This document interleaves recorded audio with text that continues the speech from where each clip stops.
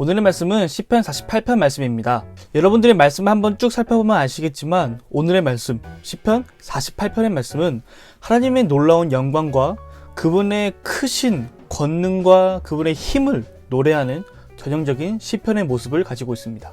오늘 본문을 보면 시인은 하나님을 피난처라고 묘사합니다. 정확히는 하나님께서 본인 스스로를 피난처라고 말씀하십니다. 그러기에 이방 나라들의 침입에도 굳건히 건재할 수 있다고 고백하죠.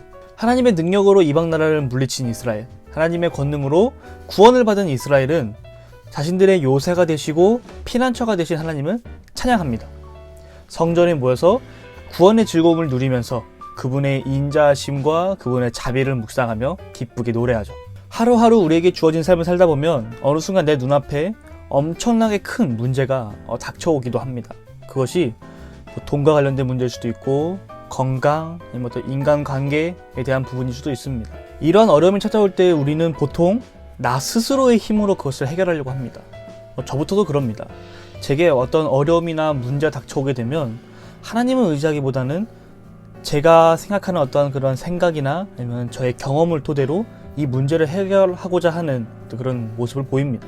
그런데 오늘의 말씀인 시편 48편의 시인은 나의 힘으로 해결하기 위해서 아둥바둥 사는 것이 아니라 나의 피난처 대신 하나님께 나아가서 그분께 도움을 구해라 라고 말을 합니다. 12절에서 14절 말씀을 보면 시인은 이 하나님의 성, 거룩한 산인 이 시온성을 돌아보면서 세워진 망대를 보고 성벽을 자세히 보고 그 궁전을 보라고 합니다. 그리고는 후대에 전하라고 하죠. 자, 우리의 삶에 닥친 어려움을 해결하는 데 있어서 이렇게 둘러보고 후대에 전하는 것이 과연 어떤 도움을 줄까요? 그것을 알기 위해서는 오늘 이 시편의 시인이 누구인지를 알아야 합니다. 바로 고라의 자손들이죠. 민수기 16장을 보면 출애굽한 이스라엘 자손들이 등장합니다. 이때 이 무리를 이끌었던 사람이 바로 모세였죠. 그런데 이 수많은 무리 가운데 이스라엘 백성들을 이끄는 이 모세에 대해서 불만을 품고 있던 자가 있었습니다. 그 중에 한 사람이 바로 고라였습니다. 고라는 자신과 뜻을 함께하는 이스라엘의 지도자 약 250명을 모아서 모세에게 반기를 들며 반역을 시작했습니다.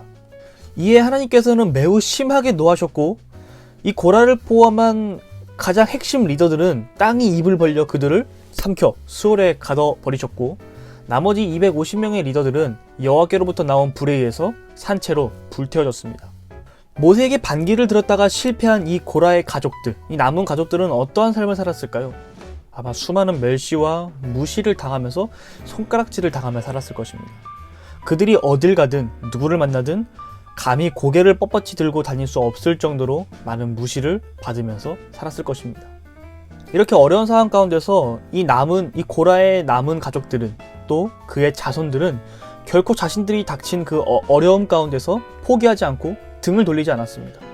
그들은 오히려 더 열심히 하나님을 예배했고 더 열심히 하나님을 위해 봉사했습니다. 그리고 후대에게 계속 선조들의 지난 잘못을 가르치며 다시는 그러한 일이 발생되지 않도록 그리고 진정한 신앙이 무엇인지, 진정한 순종이 무엇인지를 가르쳤습니다. 결국 이러한 고라 자손들의 순종과 믿음과 철저한 회개 가운데 하나님께서는 그들을 다시 역사 가운데서 사용하시기 시작하십니다. 하나님께서 무시받고 천대받던 이 고라의 자손들 가운데서 한 사람의 선지자를 세우니 그 사람이 바로 사무엘입니다. 사무엘은 사사기를 끝내고 이스라엘의 왕정시대를 이끈 사람이라고 할 수 있죠. 사무엘에게 안수를 받고 왕이 된 사람은 사울과 다윗이 있습니다. 하나님께서는 이에 멈추지 않으셨습니다. 하나님께 열심을 갖고 있는 이 고라 자손들을 대거 등용하셔서 누군가는 성전의 문을 지키는 문지기로, 또 누군가는 성전에서 빵을 굽는 사람으로, 또 누군가는 하나님을 찬양하는 사람으로 부르셔서 그들을 통해서 영광을 받으셨습니다. 고라 자손의 할아버지로부터 내려오는 모든 내용은 심판받은 그들을 회복시키시고 다시 그들을 통해 일하시는 하나님에 대한 이야기로 가득 차 있습니다. 자비를 베푸시며 그들을 인도하시고 보호하시는 하나님에 대한 이야기로 가득 차 있는 거죠. 그러기에 시온산을 자세히 보라고 말하는 것입니다. 하나님의 일하심을 보라는 거죠. 우리의 삶 가운데 일하시는 하나님의 그 흔적들을 찾으라는 것입니다. 내 삶 속에 새겨진 그 하나님의 흔적들이 내가 당당히 믿음으로 나의 피난처라고 고백할 수 있는 증거가 된다는 뜻입니다. 우리의 삶을 자세히 들여다보면 우리 삶 가운데 역사하시는 하나님의 크고 작은 흔적들을 반드시 발견하게 될 겁니다. 오늘 하루 내 삶 가운데, 우리 교회 가운데, 가정 가운데, 또 내가 속한 공동체 가운데 일하시는 하나님의 흔적을 발견하시기를 소망합니다. 그리고 그 흔적으로 인해 하나님을 나의 피난처, 나의 요새, 나의 주님으로 고백할 수 있는 우리 모두가 되기를 축복합니다.